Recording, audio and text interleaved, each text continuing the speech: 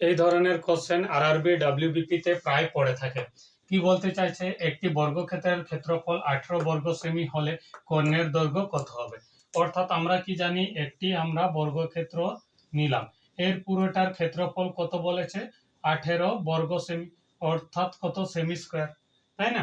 আমরা যদি ধরে নিই কত, একটি বাহুর দৈর্ঘ্য যদি x হয়, তাহলে কত হবে, ক্ষেত্রফল কত হবে, এক্স স্কোয়ার। এক্স স্কোয়ার সমান কত আছে, 18, অর্থাৎ x সমান কত, √18। তাহলে কত হবে, √18 মানে 9 গুণিত 2, অর্থাৎ কত, 9 এর জন্য বেরাবে 3, আর থাকবে কত, √2। এত সেমি হবে, তাই না।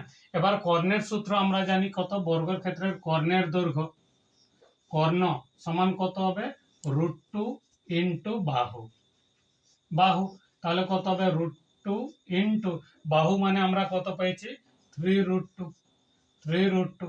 এবার কত, √2 হয়ে যাচ্ছে কত, 2, এবং কত হচ্ছে 3 আছে, তাহলে কত হয়ে যাচ্ছে আমাদের 6 সেমি, অর্থাৎ কর্ণের দৈর্ঘ্য কত হচ্ছে 6 সেমি, কর্ণের দৈর্ঘ্য কত, 6 সেমি, অর্থাৎ অপশন